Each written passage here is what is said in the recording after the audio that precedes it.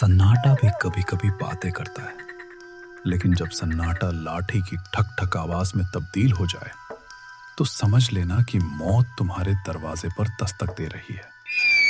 पहाड़ियों की ओट में छुपा एक गुमनाम सा गांव नागजिरा। यहां अमावस की रात केवल अंधेरा नहीं लाती, बल्कि अपने साथ लाती है सड़ी हुई मिट्टी और ताजे खून की बदबू। रात के 9 बजे ही गांव के हर दरवाजे पर कुंडी लग चुकी थी। गलियों में ऐसी खामोशी थी जैसे पूरा गांव किसी शमशान में तब्दील हो चुका हो। अचानक गली के मोड़ से आवाज आई, ठक ठक ठक। उसी पल गांव की एक तंग गली से भागता हुआ सोमेश्वर अपने ससुर त्रिलोकी के कच्चे मकान के आंगन में घुसा। उसने बदहवास होकर भारी लकड़ी का किवाड़ बंद किया। सांस फूल रही थी, माथे पर पसीने की बूंदें जगमगा रही थी। कहा था ना सोमेश्वर, इस पहाड़ पर सूरज ढलने के बाद कोई कदम नहीं रखता।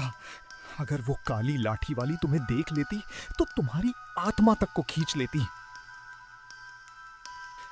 अरे बाबूजी, शहर की आखिरी गाड़ी छूट गई थी। बस स्टैंड से पैदल आ रहा था। ये पूरा गांव आज इतना वीरान क्यों पड़ा है? तुम ठीक तो हो ना? तुमने घर के मुख्य द्वार पर हल्दी की थापा और बंधनवार लगाया था ना? आज अमावस है।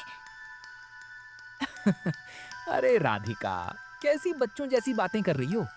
मैं पढ़ा लिखा इंसान हूँ, इन सब पाखंडों पर तभी राधिका की नजर कोने पर पड़ी और उसकी चीख निकल गई। सूतक? सोमेश्वर, परसों ही तो हमारे बड़े चाचा जी का देहांत हुआ है। सूतक में घर की चौखट पर कोई शुभ चीज या पूजा का सामान नहीं लगाया जा सकता।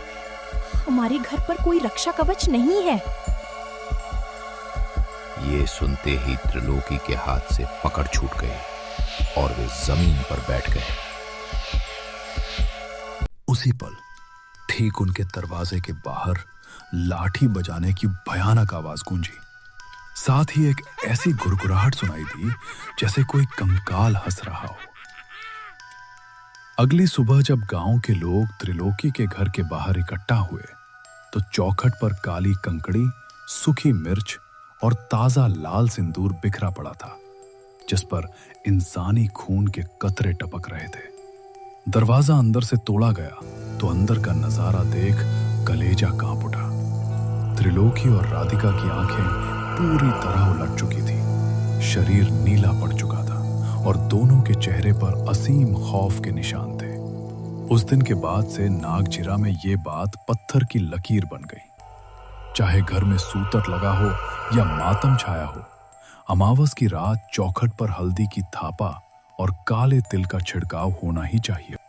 25 साल बाद मामी, इस 21वीं सदी में भी आप लोग चौखट पर हल्दी और राख लेप रहे हैं? ये सब पुरानी और अनपढ़ बातें हैं। बेटा अंकित, तुम शहर में पली भड़ी पीढ़ी हो। तुम्हें नहीं पता कि 30 साल पहले इस नागझिरा में क्या घटा था। एक बदकिस्मत माँ का इकलौता बेटा जब कुएं में गिरकर मर गया तो वो औरत कपाली शमशान जाकर तंत्र विद्या सिखाई। वो गांव वालों के दरवाजों पर बलि का टोटका छोड़ देती थी ताकि उनके प्राण खींचकर अपने मरे बेटे में फूंक सके।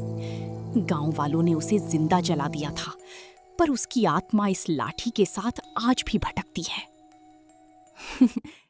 वाह मामी, अच्छी हॉरर स्टोरी है। तभी अचानक घर की छत से एक चीख गूंजी।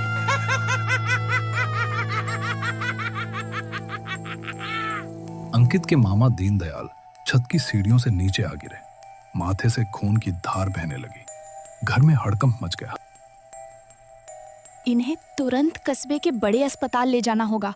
अंकित, वैदेही, तुम दोनों घर संभालना। पूजा की थाली तैयार है।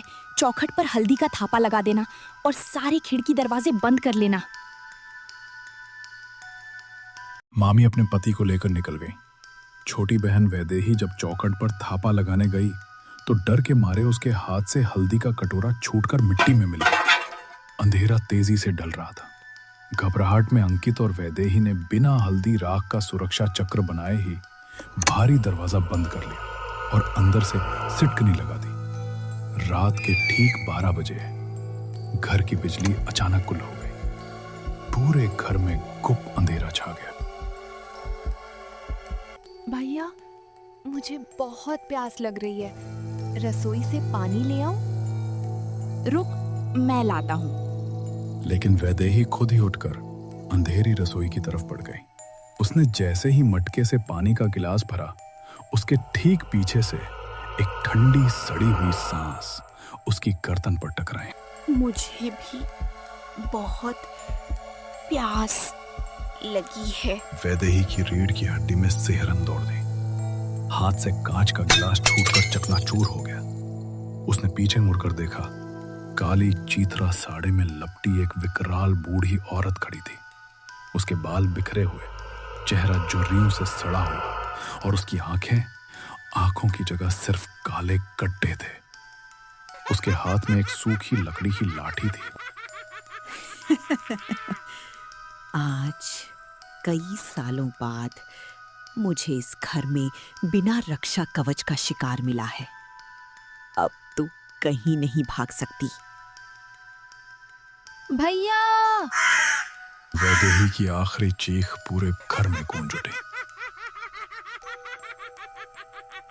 अंकित और उसका चचेरा भाई कमरे से बाहर भागे। पूरे घर में सन्नाटा था। जब वे स्टोर रूम की तरफ गए और लाल टॉर्च की रोशनी डाली, तो वहां वैदेही का बेजान शरीर पड़ा था। उसकी आंखें ऊपर पथरा चुकी थी और जीभ बाहर निकली हुई थी। नहीं, वैदेही, आंखें खोल। ये क्या हो गया? किसने किया ये? तभी पूरे घर की दीवारों पर लाठी टकराने की तेज आवाजें आने लगी। घर का तापमान 0 से नीचे जाने लगा।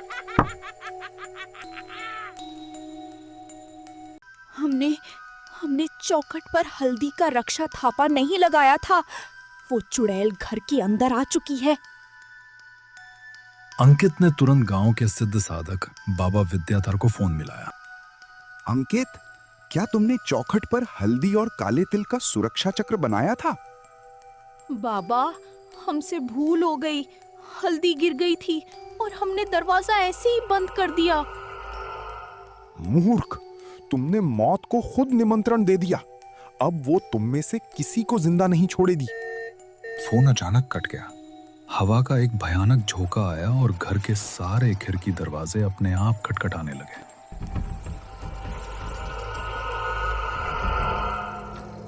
तभी बाहर से आवाज आई, अंकित, दरवाजा खोल बेटा, मैं हूं तेरा मामा दीनदयाल।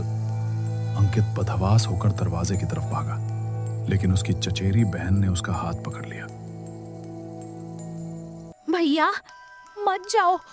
मामा जी तो अस्पताल में है।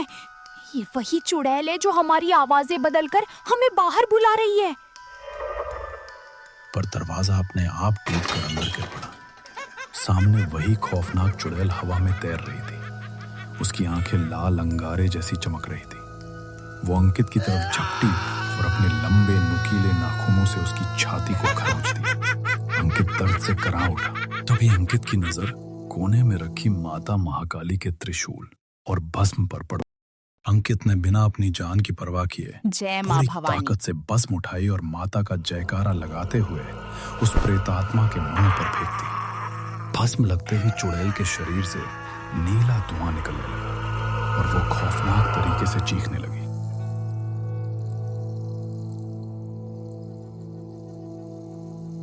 उसी वक्त पूरे गांव में मंजीरों और शंख की आवाजें गूंजने लगी। बाबा विद्याधर अपने दर्जनों शिष्यों के साथ गांव के महाकाल मंदिर में अघोर हवन शुरू कर चुके थे। वेद मंत्रों के सस्वर पाठ से पूरा नागझिरा गांव कांपने लगा। मंत्रों की अग्नि शक्ति ने उस चुड़ैल की आत्मा को खींचना शुरू कर दिया। वो चीखती चिल्लाती हुई हवा में एक काले बवंडर की तरह उड़ती हुई मंदिर के हवन कुंड की तरफ खींची चली गई। बाबा विद्याधर ने अभिमंत्रित गंगाजल कुंड में फेंका और एक जोरदार धमाके के साथ वो काली आत्मा हवन कुंड की अग्नि में भस्म होकर हमेशा हमेशा के लिए विलीन हो गई।